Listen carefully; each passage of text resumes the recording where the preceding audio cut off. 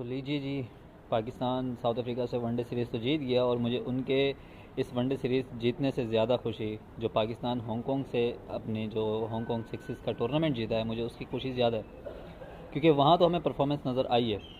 Otherwise ہمیں جو پاکستان نے ساؤتھ افریقہ کے خلاف میچ کھیلے، اس کے خلاف جو سیریز کھیلی ہیں، جتنی بھی یہ تینوں ون ڈے، T20 اور ٹیسٹ میچ، ان میں کسی قسم کی کوئی خاص پرفارمنس نظر نہیں آئی ہمیں، جو کہ ہانگ کانگ سکسز کے اندر ہمیں نظر آئی ہے۔ خواجہ نافع، عباس آفریدی، عبدالصمد جو انہوں نے کھیلا ہے جس طرح کا، تو اس حساب سے ہمیں یہ لگ رہا تھا کہ یار یہ پلیئرز تو ہونے چاہیے۔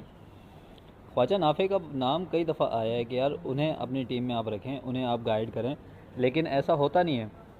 اب ہم کیا کہہ سکتے ہیں، کیونکہ ہمارے پاس تو ایک ہی پلیئرز آتے ہیں جو کبھی 70 کے اوپر 76 مار رہے ہیں، تو کبھی ایک ہمارے سلمان علی آغا صاحب ماشاءاللہ سے جو انہوں نے سینچری اسکور کی تھی ماشاءاللہ 106 بالز کے اوپر، صرف اور صرف 75 اسکور کیا انہوں نے۔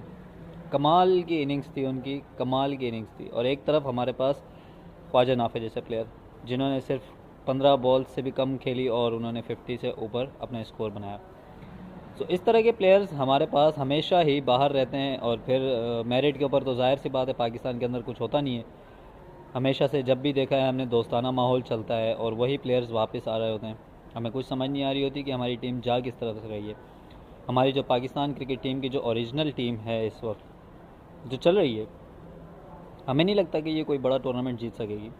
ہاں، اگر ان کی جگہ ہم اپنے کسی ڈومیسٹک کے پلیئرز کو کھلا لیں، کوئی بھی نئے پلیئرز کو لے آئیں، تو وہ ہو سکتا ہے کہ ہمیں کچھ بہتر پرفارمنس دے سکیں، کیونکہ ان کی تو ہمیں سمجھ ہی نہیں آ رہی یار۔ نسیم شاہ کو دیکھ لیں، پورے ٹورنامنٹ میں، پوری سیریز کے اندر اس نے کوئی اس کی بال 135 سے ابو گئی ہی نہیں ہے بھائی۔